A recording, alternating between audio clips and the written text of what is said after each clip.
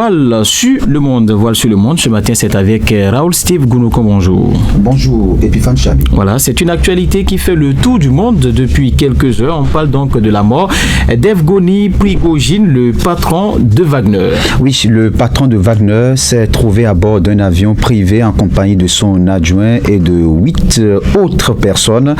L'appareil s'est écrasé au nord-ouest de la capitale. Information confirmée par l'agence russe du transport aérien.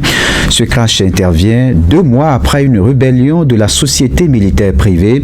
Le numéro 1 et 2 de Wagner sont morts. L'agence russe du transport aérien est formelle. Le patron de la société militaire privée, Evgeny Prigojine, se trouvait bien à bord de l'avion qui s'est écrasé dans la région de Tver, au nord-ouest de Moscou. 9 autres personnes se trouvaient également à bord de l'appareil, dont le bras droit de Prigojine. Aucun d'entre eux n'a survécu. L'appareil privé reliait Moscou à Saint-Pétersbourg.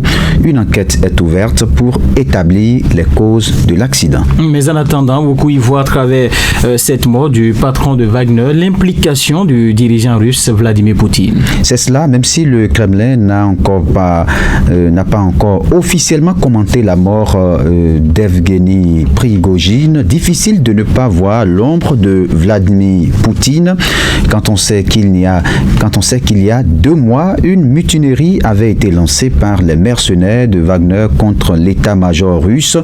Le patron de Wagner, depuis ce date, était devenu encombrant pour le président russe. Vladimir Poutine désignait Evgeny Prigojine comme un traître juste après sa mutinerie avortée il y a 2 mois, sans citer son nom. Les 2 hommes sont liés depuis 22 ans, il faut le rappeler, tous natifs de Saint-Pétersbourg. Vladimir Poutine fait la fortune d'Evgeny Prigojine en lui octroyant des contrats publics dans la restauration. En retour, Prigojine met ce butin au service de Poutine à travers Wagner. À partir de 2014, l'homme d'affaires fonde donc Wagner à partir de la fortune qu'il a eue de la restauration et se déploie en Syrie et en Libye où il a montré de quoi il est capable. Ces hommes sanguinaires sont des tueurs, mais représentent aussi des intérêts stratégiques pour la Russie. Vladimir Poutine dit n'avoir aucun lien avec ses paramilitaires, mais blanchit les crimes qu'ils commettent.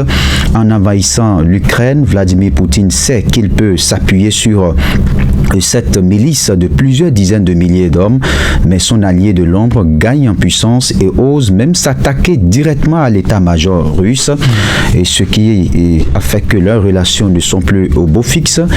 Dans une prise de parole ce mercredi, le dirigeant russe n'a pas évoqué le crash de l'avion. Alors, vous nous dites, Raoul, que le groupe Wagner a des intérêts économiques en Afrique.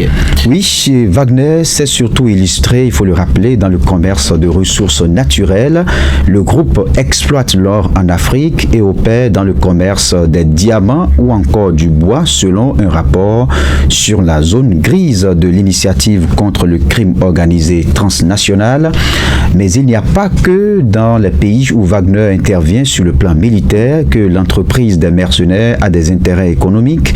Une enquête journalistique a mis en lumière une influence russe, par exemple dans l'élection présidentielle malgache, c'était en 2018.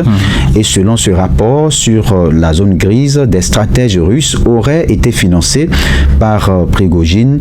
Leur rôle consiste à soutenir des candidats en échange d'accès à des ressources minières dont dispose le pays.